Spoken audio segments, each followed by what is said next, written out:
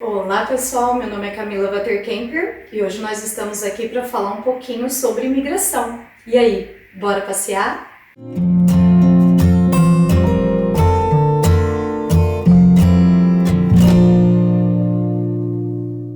Essa é a Priscila Ávila. Ela veio aqui para a gente falar um pouquinho sobre imigração, que é um assunto que eu desconheço, não tem nenhum conhecimento. E muita gente pergunta quando assiste os vídeos, vê os lugares, muita gente manda mensagem falando: eu tenho sonho de ir pro Canadá, o que eu faço? Gente, eu não tenho o menor conhecimento, então hoje é o dia de vocês tirarem algumas dúvidas e no final vocês não esqueçam de deixar perguntas pra gente a pergunta mais pedida, o assunto mais pedido. Nós vamos fazer um novo vídeo aí sobre imigração.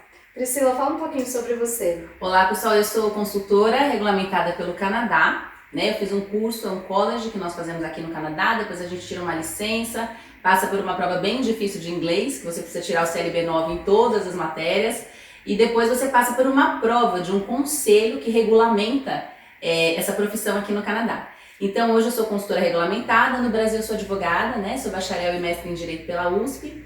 E eu somei um pouquinho da minha profissão no Brasil como advogada com a minha profissão aqui como consultora de imigração. Ai, que legal. Precisa ter muito conhecimento e as informações de imigração, elas mudam o tempo inteiro.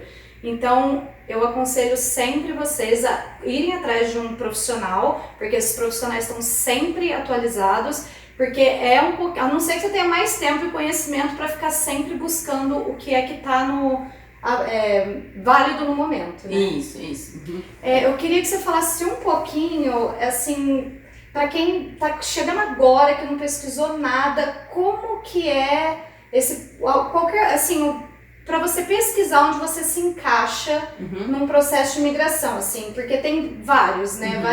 Várias maneiras de migrar. Queria que você falasse um pouquinho, assim, o sistema de imigração canadense se divide assim, ó. 50% da imigração canadense ela é destinada a uma corrente que a gente chama de econômica. Essa corrente tem por base o artigo 12 da nossa lei de imigração, que diz o seguinte: é avaliada a capacidade daquela pessoa, daquele estrangeiro, de se estabelecer economicamente no país, tá? Então 50% dos imigrantes vêm dentro desse propósito econômico que é avaliado pelo Canadá. 25% dos imigrantes vêm dentro de um propósito chamado familiar, reunião familiar. Então o que a gente tem aí? Por exemplo, um estrangeiro que casou com um canadense, ou você tem um pai que é canadense, quer adotar um filho, um imigrante, né, quer adotar uma criança, uma adoção internacional, ou você tem um filho que já é canadense, que já é residente permanente e quer fazer o sponsor, o patrocínio do pai, que ainda é estrangeiro. Então 25% da imigração é destinada a isso. E os últimos 25% é destinado a uma corrente chamada de refugiados e compaixão humanitária, tá? Então seria assim a boa ação do Canadá, né? Então se divide mais ou menos dessa maneira, sendo que 50% é por conta dessa corrente econômica, né? Se destina a preencher a falta, a demanda por profissionais qualificados aqui no Canadá. Legal, até que assim, é uma proporção grandinha, né? 50%. E esses 50%... o que tá dentro desse 50%, que eu acho que é o que você, esse 50% é o que você busca, né? O refugiado, você tem que ter uma condição, e o familiar, você também tem que ter essa condição, e acho que esse 50% é a condição que dá para você lutar para. Isso, exatamente. Então assim, esse 50% ele se divide em alguns programas provinciais e alguns programas federais, da União, do governo federal. Né? O principal programa da União, do governo federal, é o Express Entry. Tá? Então, o famoso Express Entry. É o famoso Express Entry. Então, o que é o Express Entry? Né? Vou explicar. O Express Entry, na verdade, ele em si ele não é um programa. O Express Entry, ele é uma plataforma, ele é um sistema que processa 3 programas federais. Tá? Esses 3 programas são Federal Skilled Worker, Federal Skilled Trades e Canadian Experience Class. Tá? Então assim, o Express Entry, ele foi na verdade uma criação em 2015 do governo conservador da época, que o objetivo era consolidar, para processar de uma maneira mais ágil, esses 3 programas que eram os principais. E de certa forma permitir que mais trabalhadores qualificados viessem antes para o Canadá. Né? Que você imagina que o primeiro fator uma pessoa vem do exterior pro Canadá e precisa se estabelecer economicamente aqui. Ele tem que poder trabalhar, tem que ter uma profissão que o Canadá busque. Isso, ótimo. Então, esse é um primeiro fator. Essa pessoa precisa ter uma experiência de trabalho, né? Essa experiência de trabalho é no exterior, nesse momento, tá? Para esse primeiro momento da triagem. É de pelo menos 1 ano, tá? Para essa pessoa poder entrar no sistema. E essa experiência, ela tem que ser no NOC. O que é NOC? Né? Você já ouviu falar muito desse termo NOC, já. Né? NOC, na verdade, é uma tabela, é uma matriz que o governo canadense criou, que ele relaciona determinadas áreas, como por exemplo, saúde, ciências sociais, business e tal, com os determinados cargos que existem naquela grande área, naquele grande campo, né? Então assim, existem números, porque o que acontece? A profissão que você tem no Brasil não necessariamente vai ter o mesmo nome no Canadá. Então você precisa buscar nessa matriz qual é a profissão que equivale à sua formação aqui no Canadá, né? Então assim, você recebe uma numeração, e felizmente você não precisa ficar buscando na matriz, você joga lá numa listinha que tem no site do governo canadense e você descobre o seu número. Esse número é o número do seu cargo, da sua profissão. E esse número vai corresponder a 4 letras, pode ser A, B, C, D ou pode ser o número 0. O número 0, então, corresponde a essas funções de gerenciamento, que seriam o quê? São as funções mais altas da pirâmide, são o topo da pirâmide. Se você recebe uma função, o seu NOC é 00, é o topo do topo, é como se fosse o CEO da empresa. Tá? Mas assim, os NOCs que são considerados para o Express Entry são NOC 0, A ou B. Então, se a pessoa tem um NOC A, ela tem uma profissão que é qualificada para entrar no Express Entry. Então, por exemplo, vamos supor um advogado, um médico, um enfermeiro. Ou se a pessoa tem um NOC B, que também é um NOC qualificado, ela também vai poder participar do Express Entry. Deu para entender o que é NOC? Sim, sim. Né? Então, NOC, na verdade, é uma tabela que busca equiparar a sua profissão no Brasil com a sua profissão no Canadá.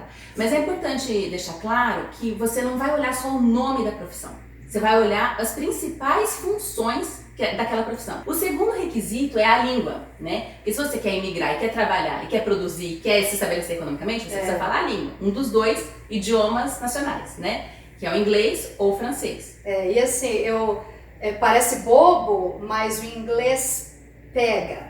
O tal do IELTS pega. Precisa estudar, é uma prova que não é simples, não é fácil. Tem que fazer curso específico pro IELTS, porque suei com essa prova. Então, você tem 2 opções aqui. Se você tá no Canadá, você pode fazer o CELPIP também, né? É verdade, meu marido fez o CELPIP. Então, são 2 provas que vão avaliar. Primeiro a gente vai avaliar se essa pessoa tem um nível mínimo de inglês ou de francês, tem uma prova chamada TEF, de francês. Se essa pessoa tiver esse nível mínimo, ela vai poder criar o perfil, ela vai poder ali participar dessa primeira triagem, vamos dizer assim, né?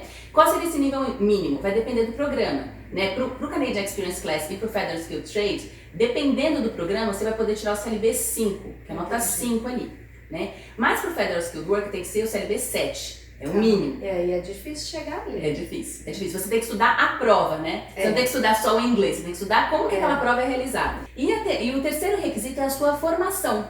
Que na verdade, como triagem é muito simples. A formação é o quê? É o seu high school, é o seu ensino médio, né? Então se você tem ensino médio, maravilha, você já pode participar do Express Entry. E aí depois a gente vai, se vocês quiserem, a gente pode falar um pouco mais sobre pontuação, que é mais pessoal, né? Mas a gente detalha mais no outro vídeo. Mas assim, passada essa época, esse período da triagem, né? Esse momento da triagem, o que vai acontecer? Aquela pessoa vai entrar numa chamada pool, piscina. O que é essa pool? Essa pool, na verdade, é uma sala de espera. É uma sala de espera onde você pode permanecer até 1 ano. Né? E nessa pool, você vai tentar aumentar a sua pontuação para você receber um convite do governo. Entendi. Esse convite é o que eles chamam de Invitation to Apply. É um convite para você fazer a sua aplicação. Entendi. Você só recebe esse convite se você atingir uma determinada nota de corte, que o governo lança normalmente a cada 2 semanas. Né? Então, por exemplo, ontem foi 30 de setembro de 2020, a nota de corte estava em 471 pontos. Então, todos aqueles que atingiram essa nota de corte, 471 pontos, foram convidados a apresentar a sua documentação que comprova aquilo que você afirmou no seu perfil. E aí o governo vai analisar aquela pontuação, vai analisar aqueles documentos, vai ver se confere com tudo que você declarou ali, vai analisar a sua prova de fundos, né, financeiros, e aí vai te dar vai te dar a sua residência permanente se você realmente cumpriu com tudo aquilo ali que foi exigido. Tá? Então, só para ver se eu entendi. Então, a pessoa vai lá, faz o cadastro online, aí ela fica até 1 ano no sistema e ela pode ir trabalhando os pontos para ir subindo os pontos. Por exemplo, se ela não tem o inglês, a nota mínima é 5, aí ela tem 3. Aí ela estuda, tira 6, ela aumenta a nota dela. Isso. E aí ela tem que ficar observando a nota de corte, vamos dizer assim, para ver se o governo pega, analisa, para depois ver se ela vai ser chamada. Isso, exatamente. E aí quando você tá lá na piscina, outros fatores vão ser levados em consideração. Então, a idade. A idade preferida pelo governo canadense é de 20 a 29 anos. Nessa idade, você atinge a pontuação máxima para o requisito de idade. Né? A partir dos 30, a pontuação começa a cair, de 5 a 6 pontos por ano, né, que você completa conforme você seja casado ou você esteja fazendo a aplicação sozinho. Cai de 5 a 6 pontos por ano. Né? Até que depois dos 45 você não pontua mais. Né? Aí tem que ser bom, muito bom em alguma outra coisa. Exatamente. Não é que depois dos 45 você não pode migrar através do Express Entry, você pode, né? Tem outras opções também, os provinciais, mas as pessoas acabam, na verdade, optando por provinciais e outras oportunidades quando passaram dos 45, mas é totalmente possível você migrar pelo Express Entry, mas você precisa cumprir todos os outros requisitos, tá muito bem pontuado nos outros. Tem né? que cumprir bem, é por isso que o pessoal pena no inglês, porque eles tentam ir aumentando no inglês, né? Porque a formação se já formou. Então o inglês é o que dá. E a idade, meu bem, não tem jeito. E a gente, o Leandro, que foi o aplicante principal, ele já estava com 40. Então, na época, o nosso agente de imigração, ele aconselhou qual seria o melhor processo de imigração pra gente, que não era o Express Entry. Ah, legal. Então, tá. Então assim, gente, tenha um agente de imigração para ele ver, te guiar, porque Exatamente. se você ficar só também preso no Express Entry ou focado só numa coisa, você pode perder uma oportunidade. Perde a oportunidade mesmo. Então, um outro fator que é levado em consideração é a oferta de trabalho. Como é que é essa oferta de trabalho, a job offer, né? Então, essa oferta de trabalho, ela precisa ser uma oferta suportada por um LMIA. O que significa isso? O LMIA é uma avaliação feita pelo Ministério do Trabalho canadense, então não é pela imigração, é feito pelo Ministério do Trabalho. E daí o Ministério do Trabalho vai analisar o quê? Vai analisar se não existe nenhum canadense ou residente permanente que possa ocupar aquela vaga de emprego. Porque você imagina, eu sou um empregador, eu vou oferecer uma oportunidade de trabalho para um estrangeiro. O Canadá quer proteger os seus nacionais, então primeiro ele tem que verificar, não tem nenhum canadense, não tem nenhum residente permanente que possa ocupar essa vaga? Se não tiver e realmente aquela vaga precisa ser oferecida para um estrangeiro ou para aquele determinado estrangeiro, ele vai dar um LMIA positivo. E aí quando ele recebe esse LMIA positivo, ele pode aplicar ou para um visto de trabalho ou ele pode somar esses pontos aí direto para o seu Express Entry. Tá? E aí assim, essa pontuação vai ser considerada também a pontuação da sua job offer, né? Então, para você contar pontos por ter uma oferta de trabalho, ou essa oferta de trabalho precisa ter o LMIA, ou ela precisa ser LMIA exempt, ser isento de LMIA, né? Que seria o caso assim, de profissões muito específicas, países específicos como os Estados Unidos, mas algumas profissões como, por exemplo, sacerdotais, pastor, padre. Esse tipo de profissão você não tem como provar que nenhum canadense pode ocupar aquela posição. Você simplesmente tem ali uma igreja que gostou daquele pastor e quer convidar aquele pastor. Se você tem irmãos no Canadá, isso vai somar 15 pontos. Eu tô falando que eu não vou falar os pontos pra mas isso vai somar pontos para vocês também. 15 pontos se você tem um irmão ou se o seu cônjuge tem um irmão que mora no Canadá. Tá? Se você tem uma formação no Canadá, né? Se você tem um curso de 1 ou 2 anos, isso aí vai te dar 15 pontos. Se você tem um curso de 3 anos ou mais, isso vai te dar 30 pontos. Né? Então, fazer um curso no Canadá, uma formação superior no Canadá também conta pontos.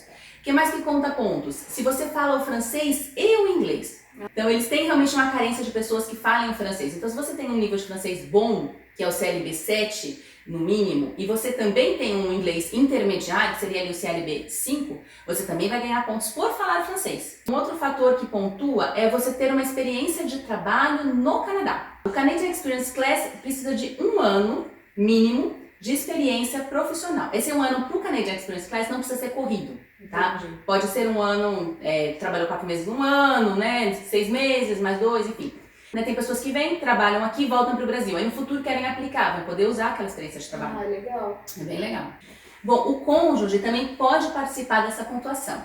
Como que ele participa, né? Contando 3 fatores. O nível educacional, né, do cônjuge, a habilidade de falar a língua estrangeira e a experiência de trabalho no Canadá. Então, a pontuação do cônjuge, que não é o aplicante principal, vai ser menor, né? Mas vai ter um peso que pode fazer uma diferença. E aí, o último fator que eu acho importante a gente mencionar aqui, só para terminar essa introdução, é a nomeação provincial. O que é isso? Existem alguns programas das províncias que funcionam assim. A província, ela na verdade quer analisar qual é o trabalhador que está em falta ali, né? E no momento em que ela faz essa avaliação por uma série de programas que existem em cada uma das províncias, ela vai dizer para o governo federal, olha, esse trabalhador vai ser importante para mim, vai somar aqui para o meu território, né? E aí esse trabalhador ele ganha uma nomeação provincial. O que é essa nomeação provincial? Ela vai somar pontos no seu ex-present. Algumas dessas nomeações, outras correm por fora do ex-present, tá? Mas falando aqui das que vão somar pontos para o seu ex-present, vão somar 600 pontos. Então você imagina, a nota de corte ontem foi 471, a pessoa que tem a nomeação provincial passa na frente de todo mundo, né? Então ela já passou por um crivo da província ali, de que ela é um profissional que está em falta no mercado da província, né? Então a pessoa foi lá, trabalhou seu perfil, recebeu um convite do governo. No momento em que ela recebe esse convite, ela sai da pool, ela sai da piscina e aí ela vai apresentar toda a sua documentação para análise do governo, que a gente chama de aplicação. É o momento que ela vai aplicar, né? E aí o governo verifica tudo aquilo ali, vai fazer uma análise nesse momento também de toda a parte médica da pessoa, de toda a parte criminal, seus antecedentes, tudo mais. Vai verificar se aquela pessoa ela não é inadmissível. Aí a gente sai da elegibilidade, a gente passa por um outro critério que chama de admissibilidade. A gente vai verificar se aquela pessoa não representa um risco para o país, tanto para a segurança quanto para a saúde pública, né? Se ela não vai onerar demais o sistema médico, o sistema de saúde canadense, né? E se ela passar nesse crivo final, ela recebe então a sua residência permanente. E aí no futuro, a gente pode comentar num outro vídeo, ela vai poder aplicar também para sua cidadania, ela vai poder se tornar um cidadão canadense. Mas basicamente o residente permanente e o cidadão têm os mesmos direitos, né? Exceto o direito de votar, de ser eleito e de ter um passaporte canadense. O resto pegou o seu, que a gente chama de PR, que é o PR, que é o residente permanente. Minha filha, você já tá no céu, que é isso que todo mundo busca, é o residente permanente. Eu sei, assim, que é muita informação, principalmente para quem tá chegando agora. Eu lembro quando eu comecei a assistir os primeiros vídeos, aliás, nem tinha todo esse material no YouTube, em lugar nenhum. Era super difícil a pesquisa, é muita informação. Eu aconselho as pessoas a lerem muito, buscarem muito. Se você não tem tempo, igual eu não tinha, procure uma pessoa especializada para você não perder a oportunidade, não preencher um negócio errado. Porque, cara, realmente é muito complicado. Eu detesto essas coisas que eles fazem. Eu não lembro nem o que eu fiz direito pro meu processo. E ela vai falar um pouquinho depois, porque o meu não foi Express Entry. Então, assim, eu espero que vocês tenham gostado do vídeo, espero que tenha esclarecido aí pra vocês, ou começado a mexer uns parafusos aí na cabeça. E se vocês querem alguma coisa mais pessoal, falar a sua situação, pode entrar em contato com ela. Eu vou deixar o Instagram dela, o WhatsApp dela marcadinho aqui no texto. Não esqueçam de curtir, deixar o seu like, de curtir e se inscrever no canal, que é muito importante pra gente. Muito obrigada e até a próxima. Até a próxima.